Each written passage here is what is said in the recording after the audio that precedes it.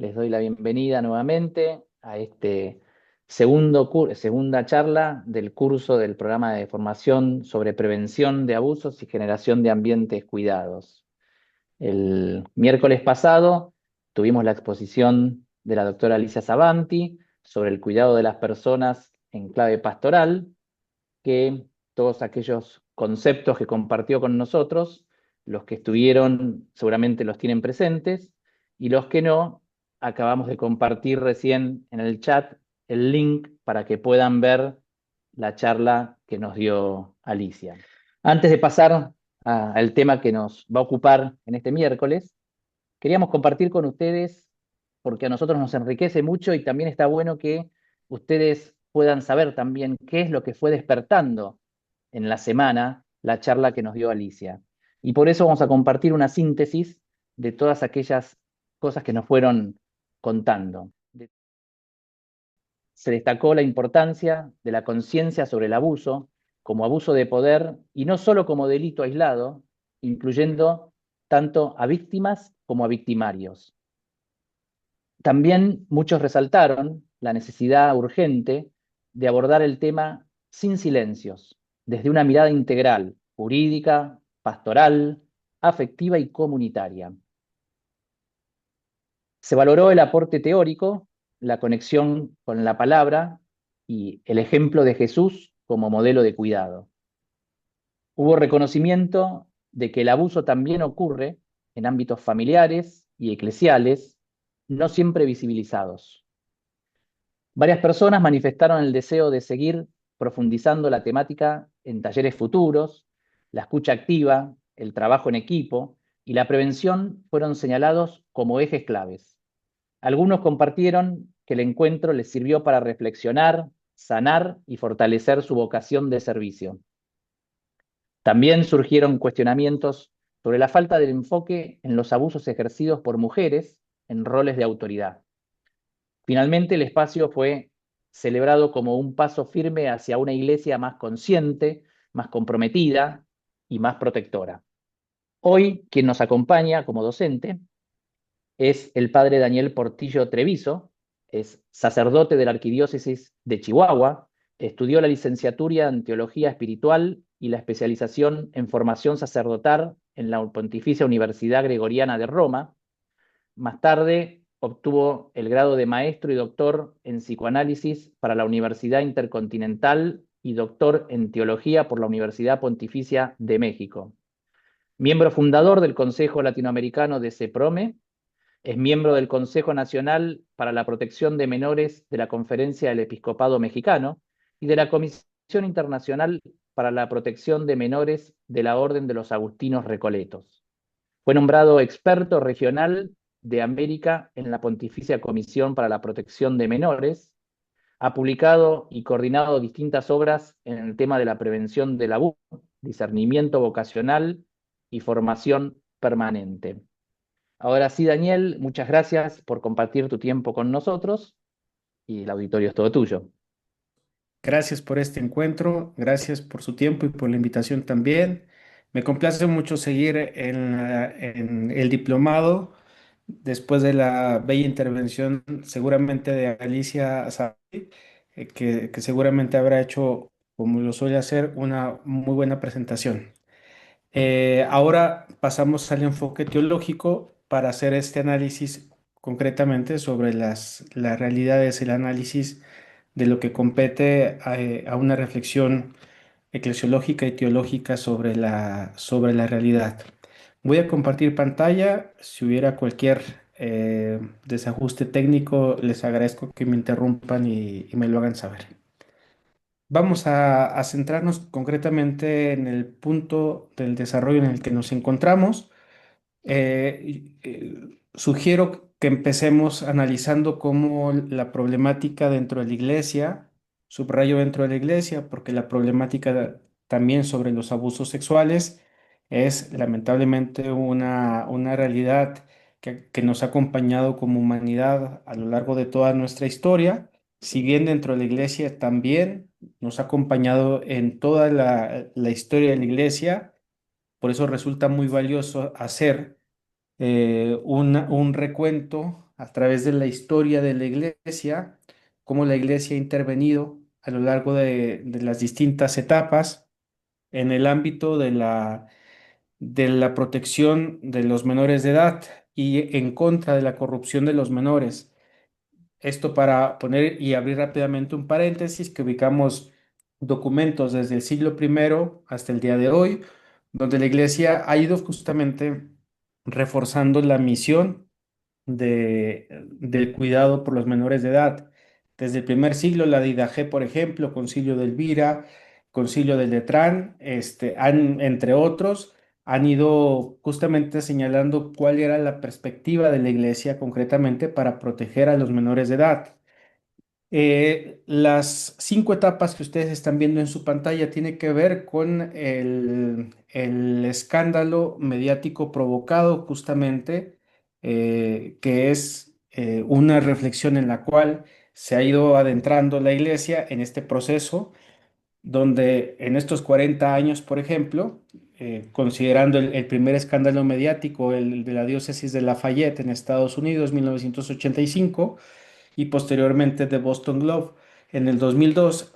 Pero es importante distinguir cómo los abusos sexuales representaban la punta del iceberg de aquel camino que la iglesia debería hacer justamente en la reflexión profunda para caer en la cuenta del camino hacia el cual, del camino hacia el cual nos estamos acercando y tenemos que ir en una profundidad cada vez más seria, más delicada para llegar a tratar estos temas.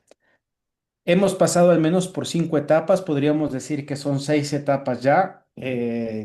Quise ponerlas aquí. La primera etapa es los casos a través del escándalo sobre los abusos cometidos a nivel sexual por parte de clérigos contra menores de edad.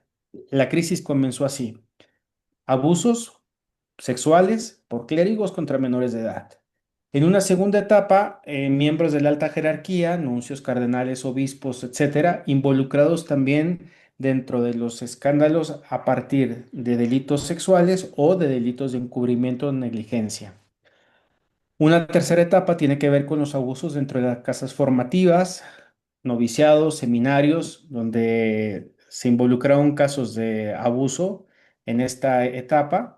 Una cuarta etapa tiene que ver con los abusos perpetrados contra la vida religiosa, concretamente en lo que tenía que ver con algunos países identificados de África, India, por ejemplo, donde la desprotección de las religiosas en estas zonas eran una manera, digámoslo, como trágica de estar desprotegidas y tener que enfrentar una realidad como esta. En la quinta etapa emergen los llamados abusos no sexuales, toda esta zona gris dentro de la iglesia que ubicamos como los abusos de conciencia, los abusos espirituales, los abusos psicológicos, los abusos de poder, etcétera, ¿no? Toda esta plataforma que pudiéramos decir, sin ser sexual, detonaba situaciones abusivas. Y puse en amarillo esta etapa para señalar que ha habido una distinción, podríamos decir una sexta etapa, en la que tiene que ver con los, eh, eh, las fallas de gestión, digámoslo así, todos los errores de gestión de personas que debieron haber implementado, de personas que tuvieron que haber actuado, pero por negligencia, por encubrimiento o por ineptitud no lo hicieron. Entonces, vemos en esta transición a la sexta etapa fallas de gestión, fallas de transparencia y de accountability. Entonces, esto para señalar, porque el aprendizaje nos va diciendo una cosa muy interesante, que la problemática no solamente es sexual, que los agresores no son solamente clérigos y que las víctimas no son solo menores de edad. Señalamos entonces con la primera afirmación que los abusos también son aquellos no sexuales.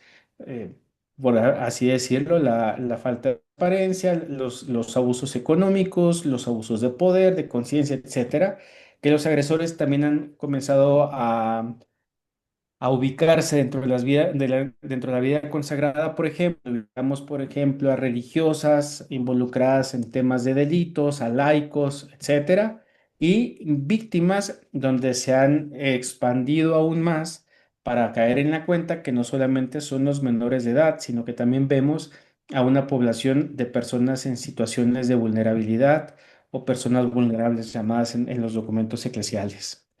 Esto nos ayuda para dimensionar entonces lo que podríamos denominar eclesiopatías.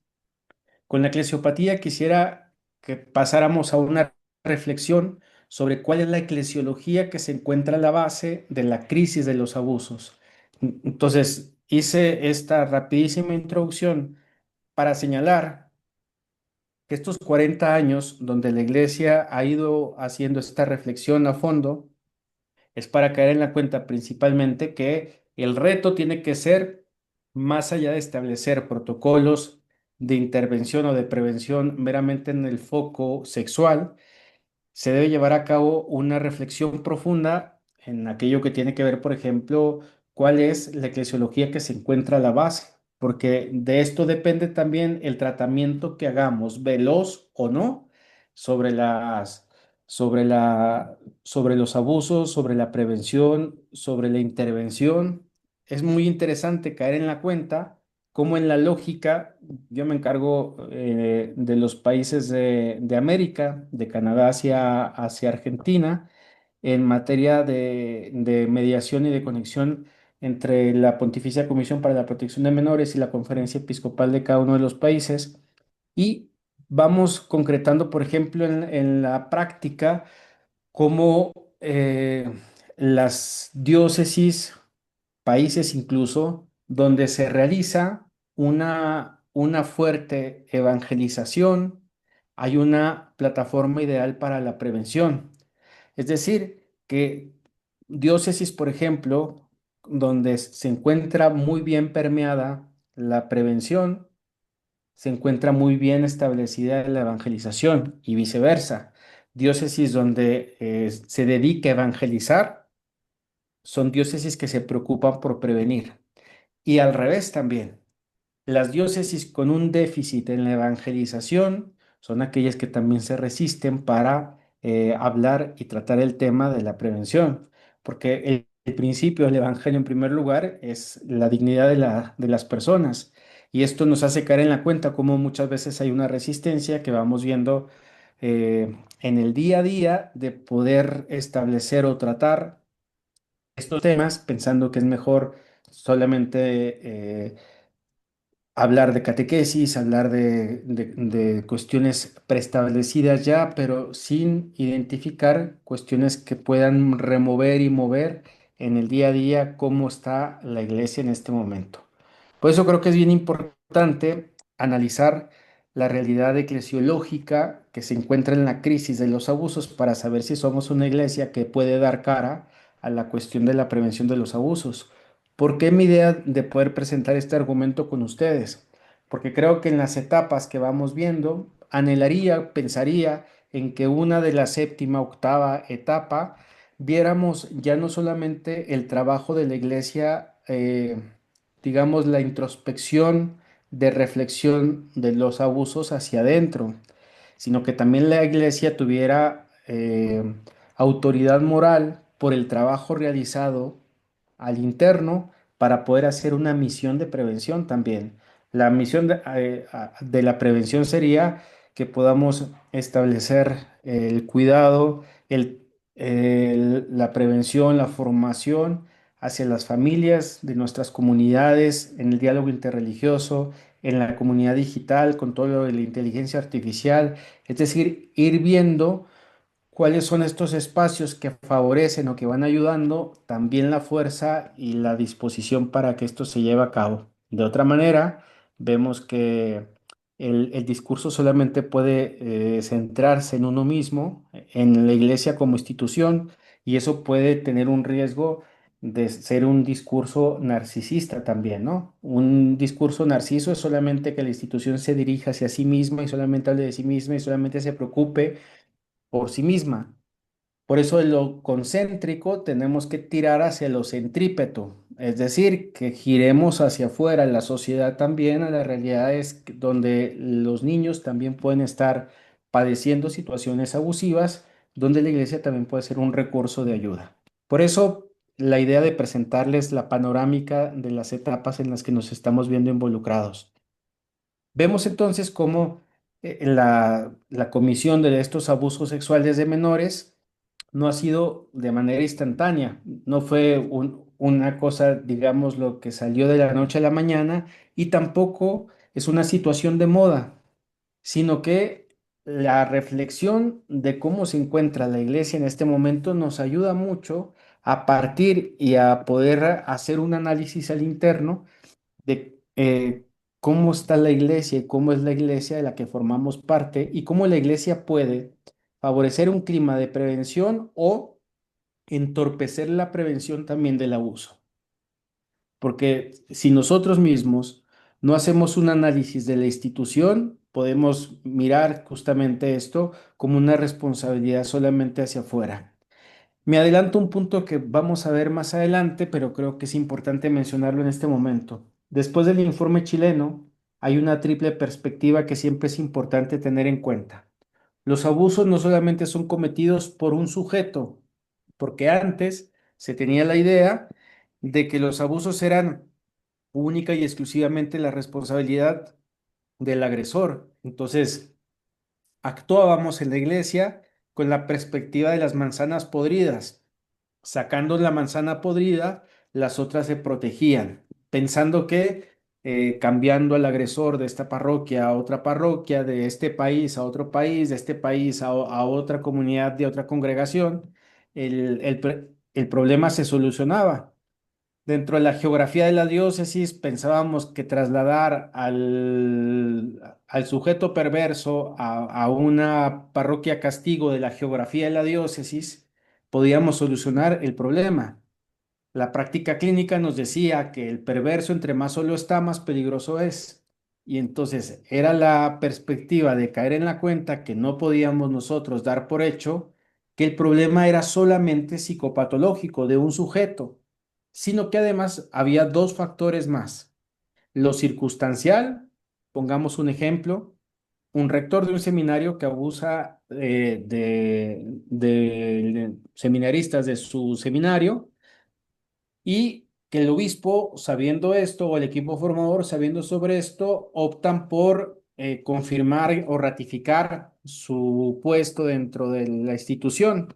Entonces el rector tiene a nivel circunstancia todo lo que puede dar a su alrededor para que esto se pueda llevar a cabo y que la comisión de abusos pueda continuar porque la circunstancia se lo permite.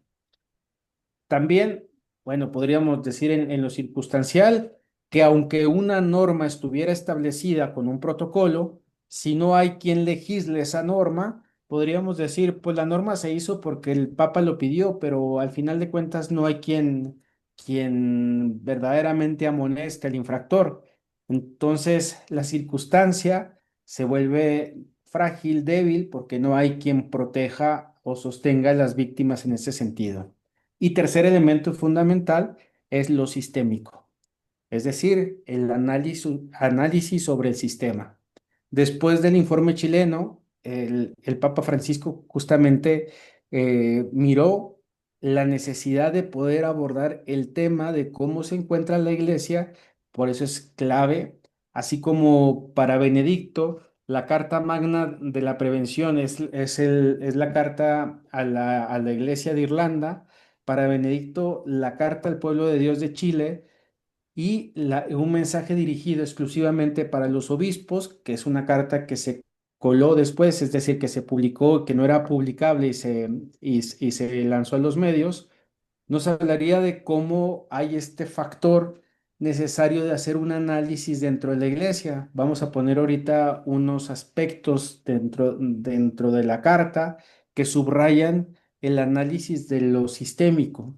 Entonces, para cerrar este punto, subrayo es muy importante lo psicopatológico, lo circunstancial y lo sistémico.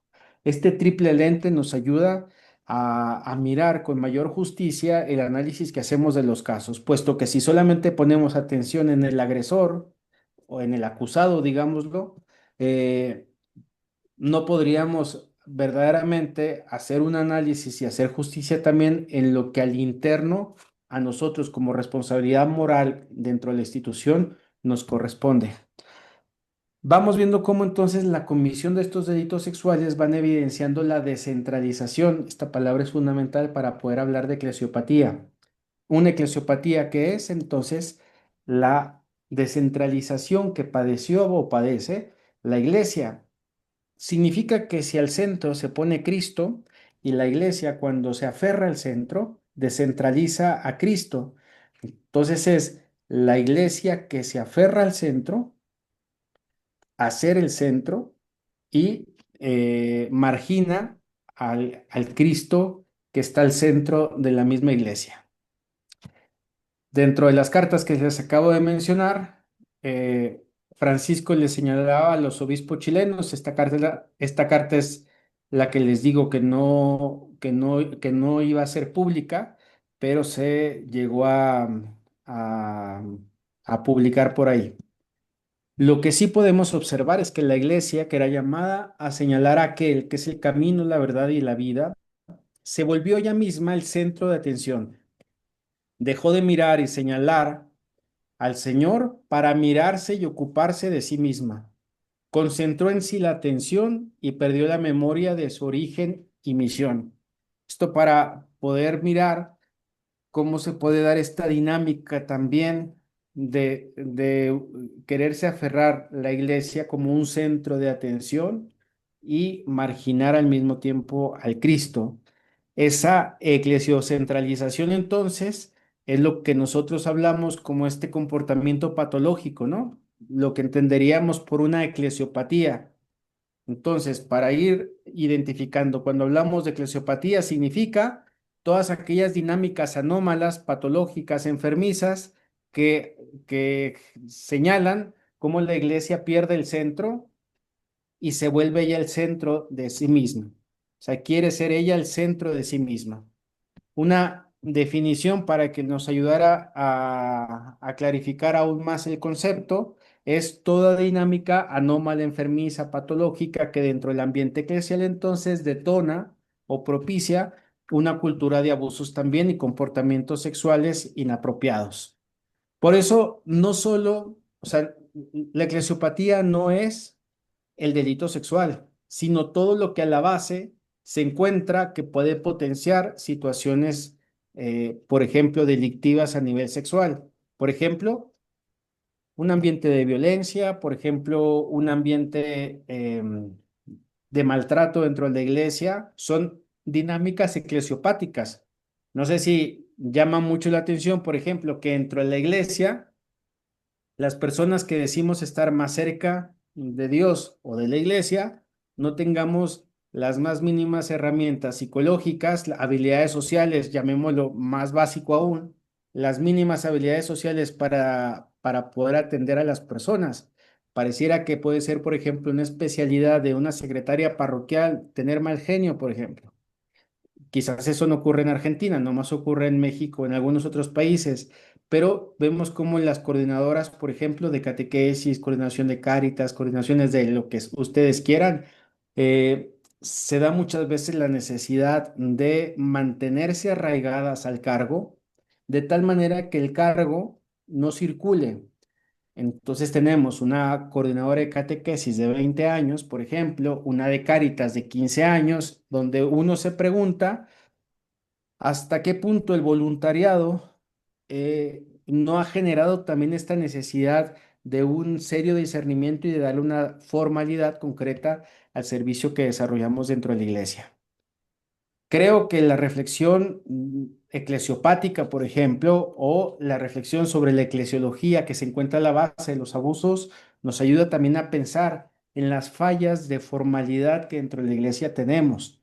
Una persona que se le encomienda un cargo, no tiene nombramiento quizás, no tiene establecido por cuánto tiempo, y vemos que se prolonga ese cargo por décadas. Entonces, vamos viendo cómo nosotros mismos no somos capaces de potenciar el liderazgo de las otras personas que colaboran con nosotros, no somos capaces de acoger también a las nuevas generaciones que se van insertando dentro de la iglesia, sino que con el principio de siempre se ha hecho así, mantenemos nuestra dinámica donde decimos, pues es que eso es lo que más conviene. Esto es lo que, en cierta manera, lo eclesiopático va poniendo esta evidencia, la responsabilidad que tendríamos que tener todos los que formamos parte de la iglesia. Cuando propuse este término, que fue hace 10 años, en mi tesis doctoral, se me cuestionó porque me decían, ¿por qué no hablas mejor de cleropatía y no eclesiopatía? Y lo dije en aquel momento y lo sostengo al día de hoy, porque la responsabilidad no es solamente del clero, sino que si yo pongo solo la responsabilidad sobre el clero, es entonces volver a hacer la división de pensar que esto es un asunto clerical.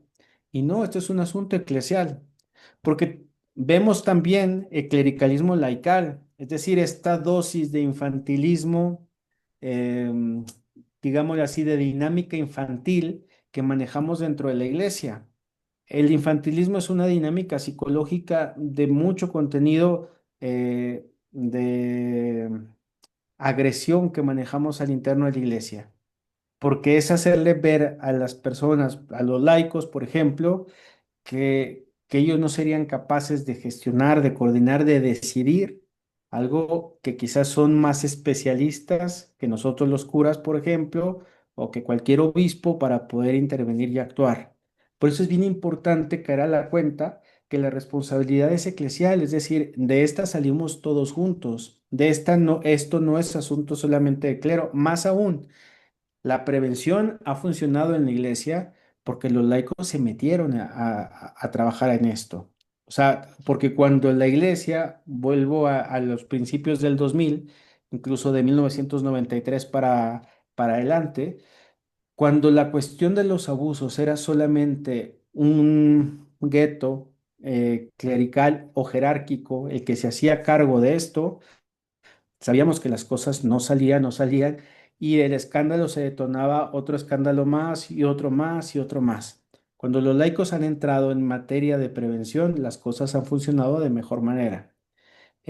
Vemos, por ejemplo, cómo la cuestión de dinámicas en las diócesis, donde muchas veces quieren establecer comisiones diocesanas exclusivamente con miembros clericales, por ejemplo, miembros sacerdotes me refiero, o donde la dinámica alrededor de la comisión es solamente el obispo con dos o tres sacerdotes y vemos cómo, o sea, cómo esto nos habla de la eclesiología de base. Por eso, insisto, es bien importante preguntarnos cuál es la eclesiología que se encuentra a la base, porque eso es una clave para entender si la prevención funciona o no. Porque si tenemos, por ejemplo, a un obispo que quiere jugarle a hacer una comisión fantasma o cosmética, va a utilizar el nombre de algunos para decir, pues, voy a tomar el nombre de tal laica, de tal laico, nomás para mandar el decreto a la nunciatura para que avise a la Santa Sede que la comisión ya se hizo. Pero a la larga vemos que no hay un espíritu verdaderamente de poder acoger la interdisciplinariedad y la eclesialidad como parte de la profesión que esto debería ser. Esto nos va ayudando entonces para caer en la cuenta que lo eclesiopático es informal dentro de la iglesia. Las formalidades también a nosotros nos van ayudando a caer en la cuenta qué tan importante es la respuesta que como iglesia debemos ir dando en el día a día. Por eso el abuso no solamente lo comete el agresor sexual, sino una iglesia cuando es negligente, permisiva y silenciosa, cuando permite o tolera también el abuso. Por eso la culpa no solo es del agresor, sino además también hay una responsabilidad institucional que es la que debemos también asumir todos los que formamos parte dentro de la iglesia. Solamente para hacer una aclaración, por si no he sido lo suficientemente claro al momento, no sostengo que la iglesia esté enferma, sino intento evidenciar que existen dinámicas que en nuestro ambiente eclesial pueden enfermar la centralidad del evangelio. A esto es a lo que me refiero como lo eclesiopático, no una concepción franca o totalmente sobre una iglesia enferma, sino poner la alerta de todas las dinámicas eclesiopáticas que pueden detonar situaciones que sin ser sexuales son abusivas. En la misma carta de Francisco a los obispos de Chile decía, se ensimismó de tal forma que las consecuencias de todo este proceso tuvieron un precio muy elevado. Su pecado se volvió el centro de atención. La dolorosa y vergonzosa constatación de abusos sexuales a menores, de abuso de poder y de conciencia por parte de ministros de la Iglesia, así como la forma en que estas situaciones han sido abordadas, gestión, entre paréntesis, deja en evidencia este cambio de centro eclesial. Lejos de disminuir ella, la Iglesia, para que apareciesen los signos del resucitado, el pecado eclesial ocupó todo el escenario concentrando en sí la atención y las miradas. Esto entonces nos está hablando de un narcisismo institucional, que vamos a mirar ahorita el riesgo de que este narcisismo institucional aún sea mucho más grave cuando se mete otro de los elementos fundamentales. Ya mencioné entonces el triple lente con el cual hay que mirar todos y hay que discernir todos estos elementos que se encuentran interconectados, lo sistémico, lo circunstancial y lo psicopatológico. Ratzinger, en la introducción a su texto sobre el cristianismo, retoma una parábola, la parábola del payaso de Kierkegaard, un filósofo, que quisiera compartirla con ustedes para que nos ayudara a la reflexión. Dice así, en un pequeño pueblo de Dinamarca se ha montado un circo, el cual es consumido por las llamas y cuyo fuego amenaza extenderse a la aldea cercana. El fuego se propagaba rápidamente y el payaso, ya vestido como tal para su inminente actuación, corrió de aquella guisa a avisar a los aldeanos y solicitarles su ayuda. La gente del pueblo que esperaba con ansia la actuación explotó de risa ante aquella actuación tan perfecta de terror que seguramente era utilizada como reclamo publicitario para atraer a más espectadores. Mientras más explicaba el payaso aterrorizado lo que estaba ocurriendo, más carcajadas llegaba a provocar. Vestido de payaso como iba, no podía tratarse de otra cosa que de un gesto creativo para llenar las solitarias gradas del viejo y elemental circo. El anuncio fue inútil, la comunicación no surtió efecto. El payaso lloraba mientras todos reían. El circo ardió y la aldea quedó destruida. Las lágrimas de un payaso fueron contraproducentes. ¿Qué quiero compartir con ustedes a partir de esta parábola del payaso? Que quizás las llamaradas mediáticas pueden hacer que nuestros rostros reflejen angustia también. Sin embargo, nuestras acciones como iglesia pueden tener también una vestimenta de payaso que causan risa. Porque quizás a la vuelta de, por ejemplo, haciendo el análisis de lo que en América Latina el Papa desde el 2019 por motu propio, obligaba en que todas las diócesis tuvieran un sistema receptor de informes. Al día de hoy encontramos que que en las diócesis, en algunos países, esto aún no existe. Entonces, vamos viendo cómo en la práctica nos damos, eh, nos damos cuenta que muchas veces incluso hay nunciaturas que tienen decretos de comisiones establecidas, pero de comisiones fantasmas, que nadie de nuestra Dios sabe el correo, el contacto, dónde tiene que presentar la denuncia, cuál es el domicilio, quién está detrás del correo, cuándo le responden, nada. Por eso siento que nuestras consecuentes acciones pueden provocar risa, aunque estemos motivados por la angustia de los escándalos. Hace 2 semanas, un obispo en Roma platicaba con un estudiante que acompaño para hacer su tesis de doctorado. Y el obispo, que tuvo un cargo muy importante en América Latina, le preguntó que si sobre qué estaba haciendo su tesis doctoral. Y él le dijo que estaba haciendo su tesis doctoral sobre un análisis que estaba haciendo de los informes independientes para analizar la transparencia y la rendición de cuentas que se ha utilizado y ver de cómo, de qué manera esa rendición de cuentas también pudiera ser un elemento a implementar dentro de la iglesia. Pero el punto fue que el obispo estalló de pronto con una reacción que no esperaba él mismo, ¿no? Un enojo y una rabia y le empezó a decir, ya paren con esto, ya basta. ¿Por qué están hablando? Por qué tanto interés en estar hablando de abusos, de abusos, de abusos? ¿Por qué no hablan de otra cosa? ¿Que no hay en la iglesia otra cosa mejor que estar hablando solamente de los abusos? ¿Por qué se tiene que estar hablando y hablando y hablando sobre el tema? Ya se habló, ya actuamos, ya hicimos, listo. Eh, Ese discurso que tuvo él me motivó para escribir un artículo que tendrá que salir sobre el síndrome de la meseta, porque me parece que incluso ya venía sintiendo una especie como de meseta, stand-by, aplanamiento que hay en la iglesia para tratar el tema de los abusos. Me refiero a que como que ya se hicieron los protocolos, como que ya se hizo una comisión, ya se formó, hubo unos días que se formó el clero, algunos días para las religiosas, eh, una otra actividad que se hizo y basta. Entonces como que la diócesis ya hizo el check de decir, listo, ya cumplimos con esto. Y estamos en este síndrome de la meseta. O sea, pareciera que los abusos fue una cuestión del pasado.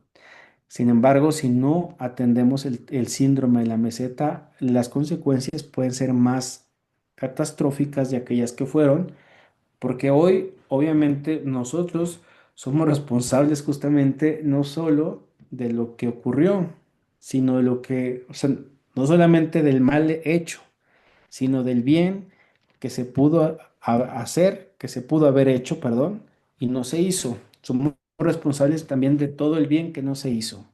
Entonces, de aquí viene también el compromiso para decir, no solamente hacemos esto para evitar que el mal ocurra, sino además para que el bien prevalezca también. Eh, Ubicarnos en el ámbito de la prevención es ubicarnos en señalar que para nosotros la dignidad humana es un principio del Evangelio fundamental por encima de todo. Esto mismo pudiéramos, con la misma parábola del payaso, caer en la cuenta cómo nuestros silencios, encubrimientos, complicidades y negligencias eclesiales no solo causan risa por la supuesta fantasía de que podemos ocultarlas, sino que provoca mucha tristeza y desilusión en la comunidad de bautizados, porque son quienes padecen en la casa con el cuestionamiento, por ejemplo, de los hijos, de los otros familiares o de los vecinos y amigos que le dicen, pero ¿por qué vas a una iglesia en la que abusan de niños, donde los curas agreden a los menores, donde maltratan a la gente? Y muchas veces la feligresía no sabe qué responder, porque evidentemente ve un cura en el espacio de la homilía se mantiene regañando a la gente, por ejemplo. Convive con un cura que no hace a nivel humano conversar y dialogar y que siente la responsabilidad continuamente de estar subrayando su autoridad por encima de todo, ¿no? Podemos justificarlo como ustedes quieran, pensando que pobre, pues es por una cuestión del azúcar o es por una cuestión de carácter, pero yo creo que la feligresía no tendría por qué aguantar nuestro mal carácter. Es decir, nosotros también tendríamos que revisar si es parte de si tenemos una disposición psicológica para ejercer el servicio que nosotros en el día a día llevamos a cabo. El Papa Francisco tenía toda la intención de ir a los ejercicios espirituales de la Conferencia Episcopal de Estados Unidos y envió una carta porque le pidieron por indicación médica que no podía viajar en aquella ocasión y mandó una carta que fue muy fuerte a la conferencia americana.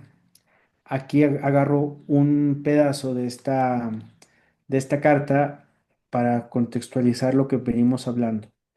La credibilidad de la Iglesia se ha visto fuertemente cuestionada y debilitada por estos pecados y crímenes, pero especialmente por la voluntad de querer disimularlos y esconderlos, lo cual genera una mayor sensación de inseguridad, desconfianza, desprotección en los fieles.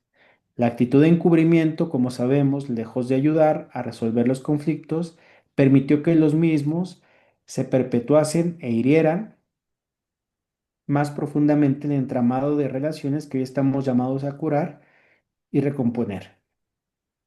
Esto se complementa con la parábola que puso Ratzinger en su obra de Introducción al Cristianismo para señalar cómo digamos, esta voluntad de querer disimular y esconder hace que nuestros gestos causen risa por falta de seriedad y falta de formalidad en las cosas, ¿no?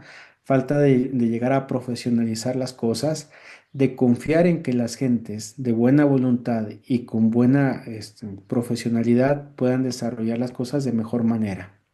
Por eso podríamos y deberíamos hablar de la teología de la prevención, para señalar que la renovación estructural de la iglesia está en la fuerza que proviene también del bautismo, que empuja a cada discípulo, a cada persona a anunciar la savia y fervor del evangelio, ¿no?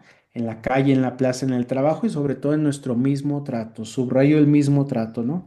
La reforma estructural de la iglesia en el tema de la prevención implica un nuevo protagonismo de cada uno de los bautizados, porque es sustentar la voluntad de prevenir el abuso en la primacía de la gracia, ¿no? Es decir, la actitud, por un lado, de darle protagonismo al laicado, es bien interesante porque en esta crisis que se ha suscitado en la iglesia, el laicado tiene un protagonismo muy especial y es importante que el laicado empuje lo que en ocasiones los encubrimientos dentro de la jerarquía, las negligencias, pueden entorpecer el camino en el día a día.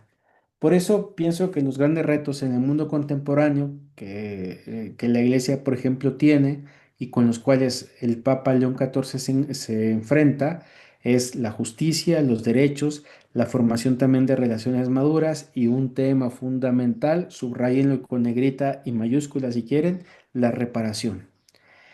Creo que una etapa siguiente a la que vamos es el tema de la reparación. La iglesia, ¿qué es lo que ha hecho? Ha establecido estructuras políticas, incluso ha fomentado la formación, un ejercicio en el que estamos, nada menos, pero un cuarto y fundamental y pendiente es analizar sobre el tema de la reparación. La iglesia no ha analizado sobre la reparación y creo que es un tema fundamental del que nosotros tenemos que adelantarnos, no esperar a que las cosas sucedan.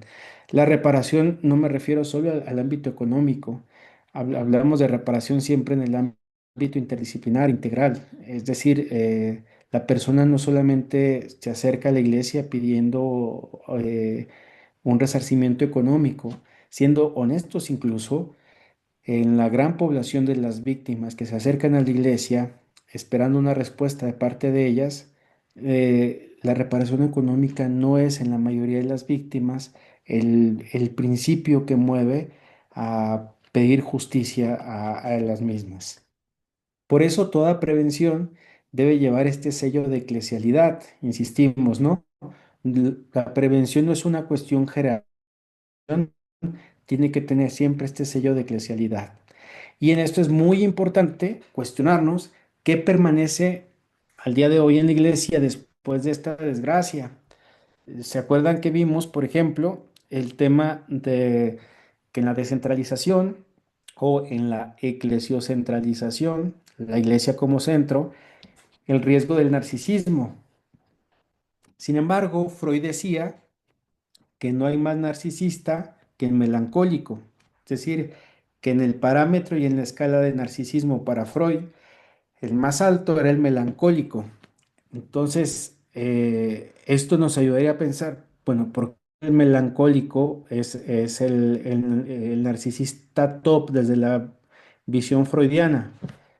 Porque el narcisista se ensancha, se infla con aquel falso self. El falso yo es aquella parte que engrandece, ¿no? Aquella parte que no es mía, pero que hago como si fuera el falso yo, se engrandece. Pero el melancólico lleva el muerto dentro. Esa es la melancolía, ponerse el muerto dentro. Y entonces, dentro de los narcisismos, el top es melancólico, porque lo que el melancólico engrandece más es el muerto que lleva dentro. Entonces, atentos, porque en esta crisis dentro de la iglesia lo que nos puede pasar es justamente esto, que después de esta cruda nostalgia de los delitos sexuales, venga este síntoma melancólico narcisista, ¿no? Una iglesia que solamente esté preocupada en observar sus ruinas y en mirar su devastación, pero no preocupándose en actuar y en establecer estructuras políticas congruentes con la protección de los niños, niñas, adolescentes y las personas vulnerables. Este es el riesgo, por ejemplo, de cuando la melancolía se narcisiza, porque se va inflando lo melancólico y de tal manera que nomás estamos hablando de nuestras ruinas sin afán o sin interés de querer hacer algo más. Atentos, perdón, antes de irme con esto, cuídense de los activistas que no pretenden dentro de la iglesia ser aquellos que sean, porque hay una diferencia entre los profetas y los activistas. Los activistas solamente juegan para sí mismos. Los profetas señalan, evidencian, identifican, pero para portar, llevar ese aire del evangelio.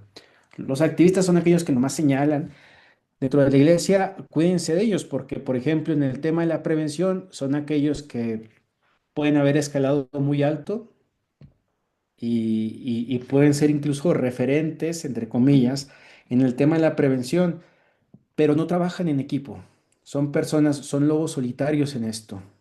Cuídense de esos porque muchas veces lo único que quieren es el activismo, es al final de cuentas como aquello que señalan el mal, señalan, que también lo melancólico se puede llegar a tornar muy farisaico, en el sentido de que yo puedo decirles a los demás todo en lo que están mal, pero no tener una actitud de cuestionar y preguntarse cómo puedo colaborar con qué parte me corresponde a mí para actuar. En esta nostalgia, entonces, hay un riesgo muy interesante y es un fenómeno que ha emergido y es la retrotopía. Con esto ya casi estoy terminando. Es la tendencia a mirar al pasado con este modo romántico como si fuera un pasado de oro, ¿no? O como si no estuviera muerto del todo. Cuando viene una crisis dentro de la iglesia, fenómeno melancólico, sí, un fenómeno con síntoma melancólico narcisista es lo retrotópico. Es decir, como no encuentro la solución a este problema, miro al pasado para saber qué respuesta dar, encontrar en el pasado. Entonces hay un deseo de ir hacia el pasado y de tomar esa perspectiva, ese aspecto de respuesta que no es de acuerdo, que no corresponde a lo que está pasando el día de hoy. Lo retrotópico, por ejemplo, tiene aires, por ejemplo, el neoconservadurismo. En Roma a mí me llamó mucho la atención que dentro de los aparadores, la nueva tendencia, por ejemplo, sea como si estuviéramos previo a Vaticano II, ¿no? Todas las vestimentas que pensábamos que habíamos dejado con Vaticano II, nuevamente se encuentran dentro de los aparadores y en venta. Entonces vemos como los sombreros negros, por ejemplo, o incluso el bonete, se pone de moda en la práctica con las nuevas generaciones también. Esto es un fenómeno retrotópico también. Intento de dar una respuesta a de respuesta al presente con una perspectiva del pasado. Por eso la mirada nostálgica de la iglesia nos habla que lo retrotópico no nos permitirá ir hacia adelante porque nos bloquea en la antigua edad de oro, ¿no? Ah, pero qué bueno eran anteriormente. Recuerdo anteriormente qué bien, qué gozo. Es que antes los sacerdotes, es que antes en las parroquias. todos los recuerdos pasados que son nostalgias pastorales, pero que también tiene que ver con las resistencias para nosotros a las nuevas generaciones. Nosotros queremos encasillar a las nuevas generaciones a nuestros conceptos retrotópicos también. Ustedes pónganse a pensar, por ejemplo, por qué catequistas quizás en muchos ambientes no hay catequistas jóvenes, no hay personas en el liderazgo eclesial tan jóvenes, no solamente porque sean jóvenes en sí mismos, que tiene que fueran jóvenes, sino porque quienes están en el liderazgo, en el cargo, no, además de no soltarlos, no promueven otro liderazgo que no sea en sintonía con aquella idea que fueron ellas formadas o ellos formados, ¿no? Entonces, ¿quién podrá sustituir el día de mañana este liderazgo?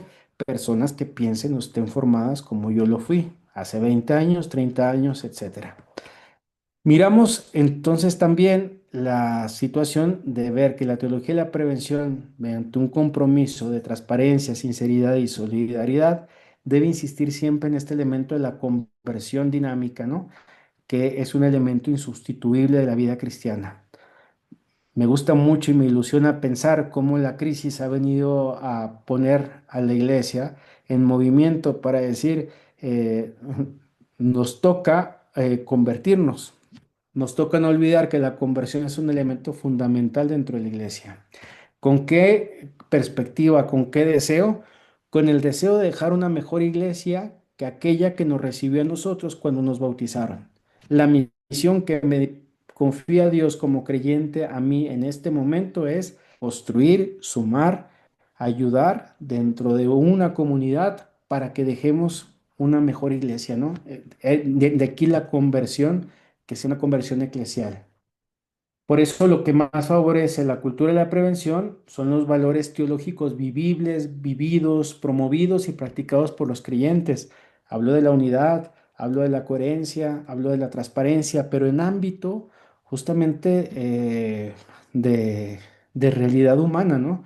Porque los creyentes que aspiramos tener una iglesia más segura, necesitamos revalorizar nuestra identidad y misión también como bautizados, que esto permita cuestionar las incongruencias que nosotros tenemos. ¿Cómo puedo tener yo una iglesia más segura si no soy capaz de propiciar, de fomentar un liderazgo también dentro de la iglesia? Entonces, estamos haciendo que al final de cuentas que los liderazgos dentro de la iglesia se muevan entre familias, entre los mismos coordinan todo. Siempre se ha hecho así, principio parroquial para fiestas patronales, para actividades que realizamos, etcétera. Por eso creo que nos ayudaría a pensar cuáles de estas incongruencias pueden también ayudarnos a cuestionar concretamente la iglesia como se encuentra en este momento. Y esto que nos ayude justamente para señalar cómo la conversión va moviendo y va impulsando nuestra misión para señalar cuál es mi lugar dentro de la iglesia. Un lugar que me permita a mí también fortalecer, ayudar, también ser parte de este elemento donde yo puedo aportar y hacer algo por ella. Les agradezco mucho su escucha y el espacio que me permitieron para compartir esto con ustedes. Muchas gracias, Daniel. El material que nos compartiste es de mucha riqueza para el trabajo que viene ahora en pequeños grupos, donde la consigna es justamente poder compartir, escucharnos, ideas, reflexiones y resonancias que nos dejó la charla, para después poder volver a encontrarnos en el plenario y retomar las preguntas que fueron escribiendo en el chat. Bueno, ahora, previo a lo que son las preguntas que va a contestar Daniel, ahí en el chat van a tener un link en el cual le enviamos para que nos compartan que una, dos o tres palabritas de lo que escucharon, qué les llegó, lo conversaron en los grupos y luego vamos a ir viendo estas palabras que ustedes nos van poniendo para ver qué resonancia tuvo.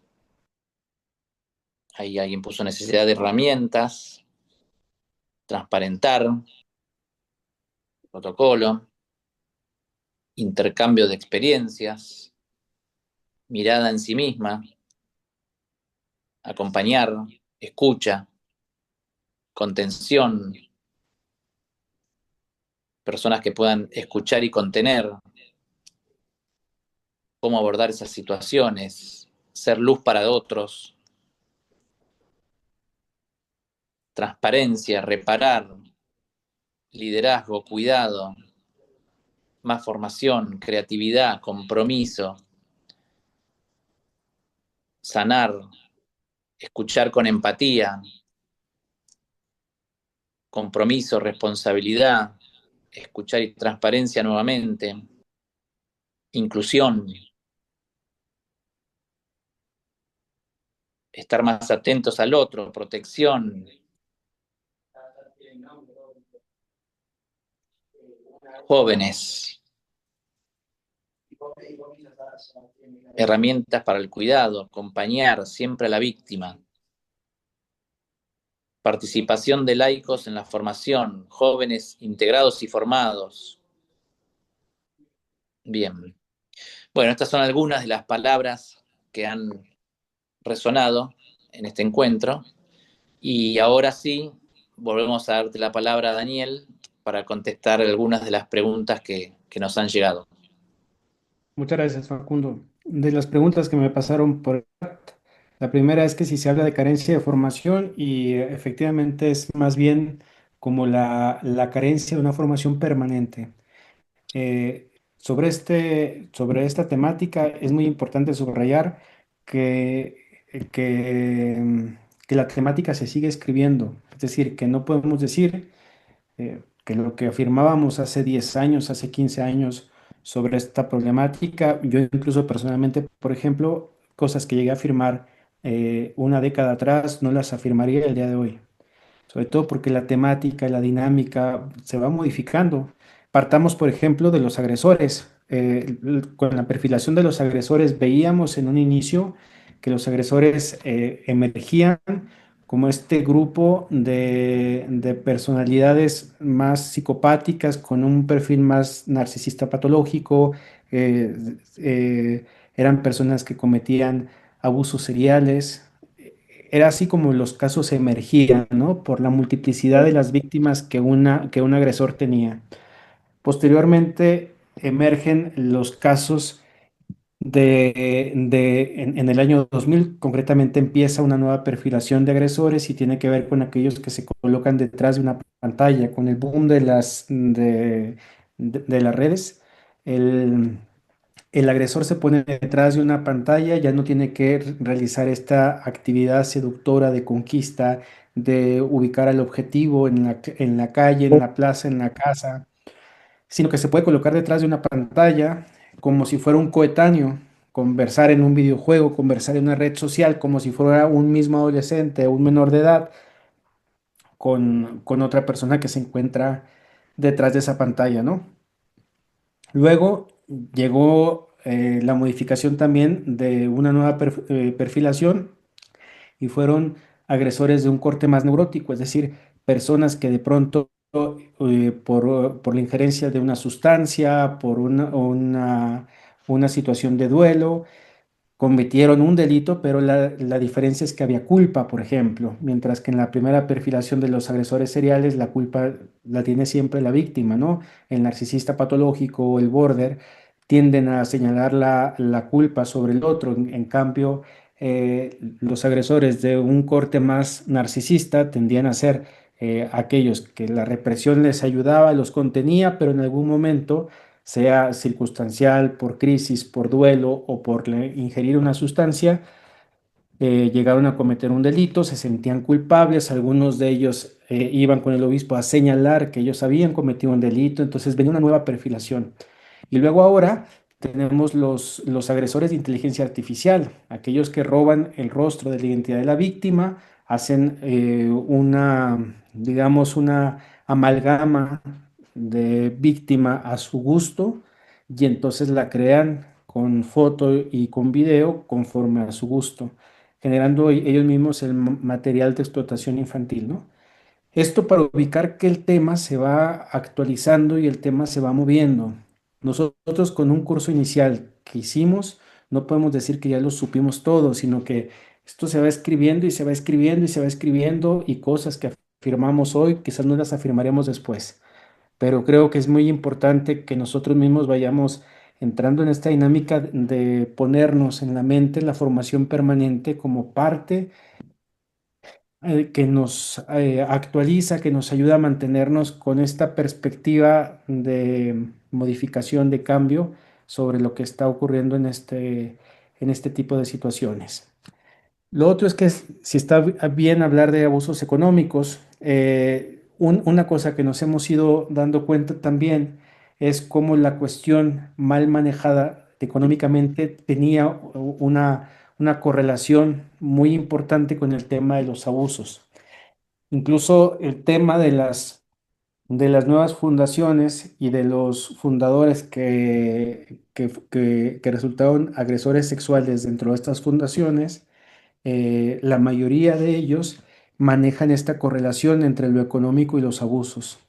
Esto como un elemento psicodinámico que conviene también tomar asunto.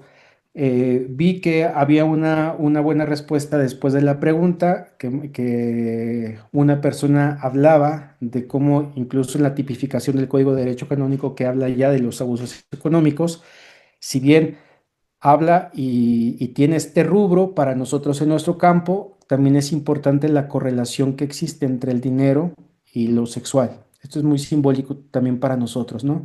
Ubicar que una persona que no tenga una buena gestión de la sexualidad, tendríamos que mirar también el aspecto o sea, de lo económico, porque se le confían ambas realidades, ¿no? Lo económico y la sexualidad, cómo las gestiona, cómo las economiza, cómo las administra, pues, lo económico y sexual. Esto para señalar la correlación que hemos ido encontrando en algunos casos donde las personas llevan malos manejos también económicos y cometen delitos sexuales.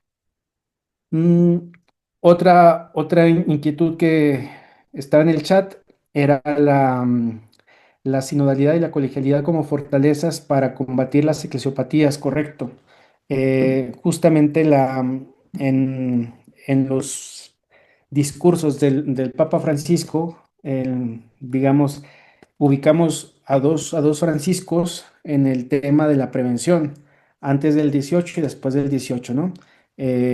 Porque justamente digamos, la caída en Chile ayuda al Papa Francisco también a entrar en una dinámica y en una concepción distinta de lo que significaba concretamente todo el tema de la prevención, del cuidado, de la atención a las víctimas.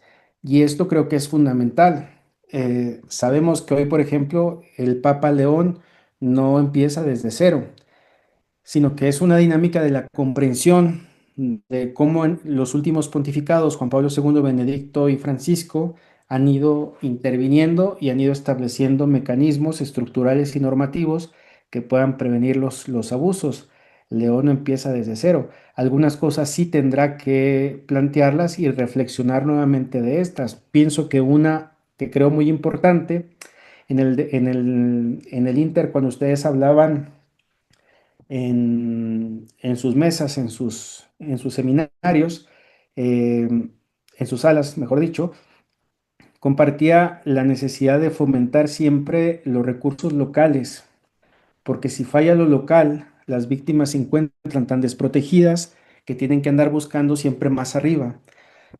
Y creo que algo que no favoreció mucho en el pontificado del Papa Francisco, si bien tuvo un acercamiento muy importante con las víctimas, Santa Marta estuvo las puertas abiertas para las víctimas, pero un riesgo fundamental, la otra parte de la historia, era justamente que dentro de las víctimas comenzaba una tipificación, categorización, digámoslo, víctimas de primera y víctimas de aquellas que podían llegar al Papa y aquellas que no podían llegar al Papa. Entonces, cuando las estructuras locales diocesanas no funcionan, las víctimas tienen que andar escalando nunciaturas, dicasterios o incluso llegar hasta el Papa para que las cosas funcionen. Creo, por eso subrayo que es fundamental potenciar lo local, lo diocesano, a nivel de estructura, a nivel de normativa y a nivel de formación. Estos considero que son estos pilares elementales que una diócesis debería tener para en el que nosotros patentemos el evangelio del cuidado que tenemos para con nuestra gente. Con estructuras me refiero un sistema receptor de informes que sea público, es decir, que la gente sepa dónde puede canalizar su denuncia, eh, y un centro de escucha también. Porque una cosa es que la persona vaya a presentar la denuncia y otra cosa es que la persona víctima quiera ser acompañada o las víctimas secundarias quieran ser acompañadas. La sugerencia, no la sugerencia, una explícita indicación que se hace es que las personas que están dentro del sistema receptor de denuncias no sean las mismas del centro de escucha. Podrán pertenecer a la misma comisión. En América Latina utilizamos el término comisión. Lo empezamos a adaptar y se quedó como comisión. Dentro de la comisión podríamos integrar estos tres rubros. Unas personas que trabajan para el sistema receptor de denuncias, otras que trabajan para el centro de escucha, pero que unas no, o sea, que no rozamos información unos con otros. ¿Por qué es importante esto? Porque el sistema receptor de denuncias, yo víctima, vengo a presentar mi denuncia con esta persona capacitada para recibir la denuncia, la persona la gestiona la denuncia y listo. Pero esta persona no debe darle seguimiento de acompañamiento, por ejemplo, terapéutico a la víctima, porque a nivel incluso transferencial puede entorpecer mucho su proceso terapéutico cuando los tiempos de la iglesia no sean los más ágiles, cuando supongamos que estamos de frente a un caso que prescribe, cuando pensemos que estamos en un caso donde la justicia civil y la justicia canónica diga que no fue delito, entonces esto va a entorpecer el acompañamiento terapéutico. En cambio, si la persona, una vez que ha metido la denuncia en el centro, en el sistema receptor de informes, se dirige al centro de escucha de la misma comisión diocesana, el centro de escucha le brinda acompañamiento terapéutico independiente al proceso canónico o judicial que se lleva a cabo. Y el tercer rubro es el tema de la formación. Es muy importante que este tipo de iniciativas y otras la misma diócesis vaya fomentando. Incluso ver la forma como unas diócesis pueden ser subsidiarias de otras también, porque en los recursos humanos también encontramos que hay quizás personas que pueden apoyar en un área o en otra, entonces ver de qué manera se fortalecen ahí los vínculos. Luego, hoy somos testigos de las denuncias falsas que por solo los dichos de alguien sin mediar algún tipo de prueba encarcelan a sacerdotes y varones. Esto también es un abuso grave y de qué manera se previene. Voy a ser muy claro con ustedes, espero no herir la susceptibilidad de nadie, pero en lo que nosotros, conectados con el Dicasterio para la Fe, en la Pontificia Comisión hemos visto, es que es muy difícil que haya falsas denuncias dentro de la Iglesia. Podrán existir, pero por ejemplo, hacíamos el comparativo entre Jordi Bertomeu y un servidor, cuántas denuncias han llegado a una instancia y a otra falsas, y solo ubicábamos dos. O sea, dos dentro de este periodo de 12 años.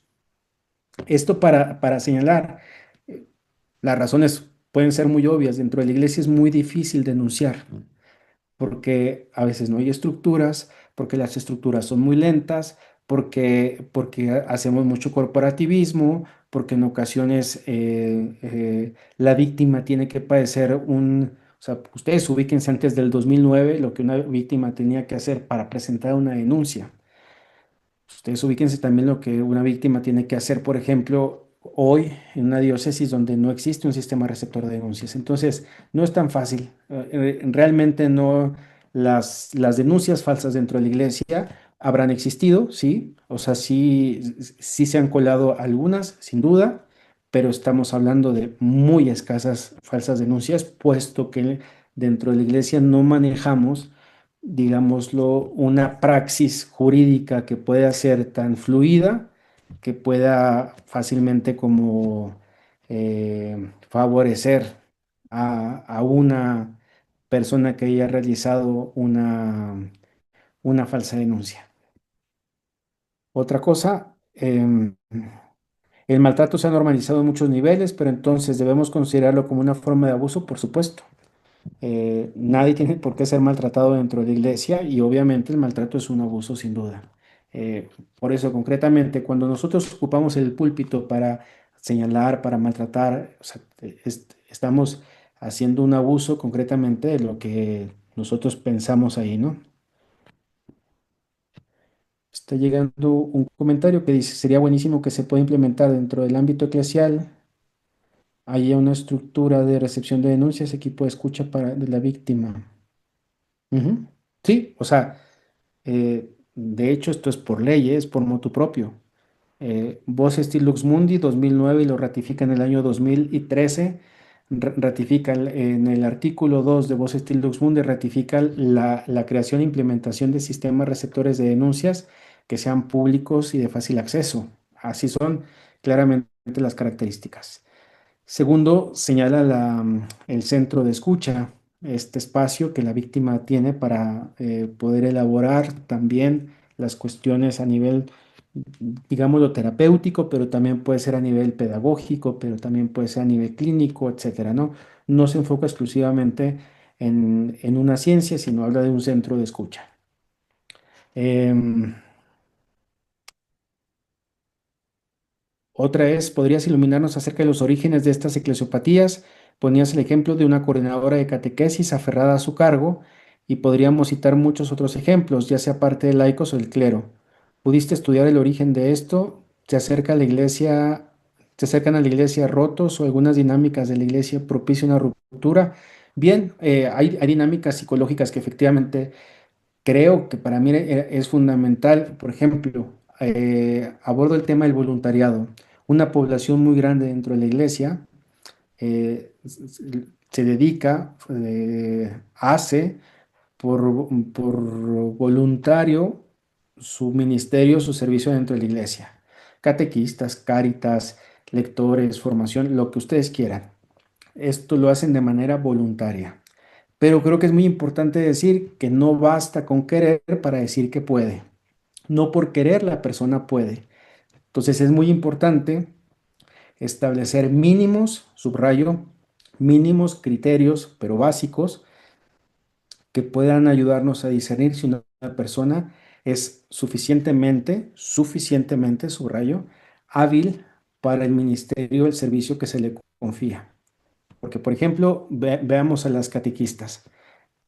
A las catequistas se les está confiando la niñez de nuestra iglesia. Por ejemplo, la semana pasada tuvimos un encuentro con las catequistas de Guadalajara, que son 20,000 catequistas en esta diócesis. Eh, Ustedes pónganse a pensar que son 20,000 catequistas que donan su tiempo, su servicio para el bien de la iglesia. Pero la necesidad de establecer los mínimos criterios para la aceptación o la selección de personas que pueden ofrecer un servicio a la niñez, a nuestra niñez. Es fundamental también que lo abordemos, porque de otra manera, podemos decir, bueno, es que como no se paga estos servicios, lo que sea, quien quiera dar su servicio, ¿no? O sea, no solamente por decir que se quiere, es que la persona pueda hacer lo que se le está pidiendo. No es pregunta, pero si quiere profundizar, muy interesante tu planteo sobre la iglesia melancólica que llora sobre sus ruinas. Hay que trabajar la esperanza para no caer en eso, efectivamente, ¿no? Y romper también nuestras dinámicas melancólicas, sí, porque nos hacen ver como una iglesia muy narcisa. Hace 12 años, por ejemplo, algunas afirmaciones de cardenales, el cardenal Maradiaga, por ejemplo, que sostuvo que la iglesia estaba siendo perseguida, que era el nuevo Nerón, que querían venir a acabar con la iglesia a través de la difamación de los abusos sexuales. Algunos cardenales que se vieron Bertone, otro de los Sodano, que afirmaban, estoy hablando de cardenales de los grandes, para decir que la visión era desde una postura muy paranoica, decir, nos están atacando, es decir, que hay algo de ellos contra nosotros que somos iglesia, de parte de los judíos, de parte de los que quieren acabar contra la iglesia y de parte de aquellos que quieren ser el nuevo Nerón de la iglesia. La práctica nos fue aterrizando para decir, no, es que realmente los abusos sucedieron dentro de la iglesia, los abusos se dieron. Es muy interesante y ojalá en algún momento ustedes puedan llegar a profundizar el por qué emergen los escándalos de abuso sexual, porque esto tiene un origen importante. La iglesia siempre protegió a lo largo de la historia, y eso está documentado y es bien interesante. eh, Hasta Vaticano II hay documentos donde protegió a la niñez. Incluso es bien interesante, Concilio de Elvira, estamos hablando del siglo IV, imagínense en el siglo IV, donde se dice que, que las personas que hayan cometido un abuso, una corrupción contra menores, no pueden recibir la comunión, incluso ni en el hecho de la muerte. O sea, es muy interesante las sentencias que se tienen previas a Vaticano II, donde incluso, porque hay documentos por ejemplo, en la Alemania nazi, donde se habla de un ejercicio de castración química de un sacerdote que tenía este tipo de delitos, que había cometido estos delitos. Esto para señalar que previo a Vaticano II, la Iglesia, documentado está, hizo una lucha contra, contra contra los abusos o la corrupción contra menores de edad. ¿Qué pasó después de Vaticano II? Estos años, que es la época antijuridicista, le llaman, es cuando antes todos los casos iban a la Santa Inquisición, que después se convirtió en la congregación o el Santo Oficio, y luego después de Santo Oficio se convirtió en la Congregación para la Doctrina de la Fe, donde ya estos delitos ya no iban a ser justamente procesados, sino iban a enfocarse en las cuestiones meramente de la teología de la Iglesia. Entonces los obispos tenían estos casos y no hallaban a dónde mandarlos. Digamos, esta falta de gestión curial en Roma, de no saber a dónde tenían que llegar, es lo que hizo y lo que en un momento detonó con The Boston Globe, sabiendo que no hubo no existía ningún espacio donde este tipo de situación podía enfrentar y asumir este tipo de casos. Eso fue lo que Juan Pablo II retoma para devolverle a la Congregación para la Doctrina de la Fe nuevamente el estatus de ser el tribunal que juzga estos casos. Entonces le vuelve nuevamente los casos a la Congregación para la Doctrina de la Fe, y posteriormente con Benedicto XVI empieza otro tipo de actuación. Es bien interesante analizar la gestión que han hecho los últimos pontificados. Todas las normativas fueron implementadas en el pontificado del Papa Francisco. Es la mayor, eh, digámoslo, nutre de una manera normativa cosas tan importantes como, por ejemplo, el levantamiento del secreto pontificio en casos de abuso sexual. Se levanta el secreto pontificio porque antes esto representaba un bloqueo para la gestión de los casos. Así, o sea, fueron distintas normativas y le tocará a León continuar con ello. Antes de terminar, solo una aclaración en base a una de las preguntas que te han hecho, Daniel, en lo que respecta y que habías dicho respecto de la dificultad de hacer denuncias, en lo que respecta a la diócesis de San Isidro, en la página del obispado tenemos dispuesto un apartado del Consejo de Protección donde uno puede entrar y ahí hay un botón donde se pueden hacer las diferentes denuncias y automáticamente nos llega a la Secretaría y ahí le damos atención a todas las denuncias. Esto a título informativo para la gente que sepa dónde poder realizar una denuncia. Ahora sí, bueno, Daniel, te agradecemos por este espacio que nos dedicaste. Gracias por tus conocimientos y compartirlos con nosotros. Y a todos ustedes los esperamos también el próximo miércoles, 11 de junio a las 18:30 horas Argentina, para continuar con este tercer encuentro titulado Abuso de conciencia, claves para una protección integral, con la participación de Cecilia Rodríguez Palma. Gracias a todos y nos vemos la próxima entonces.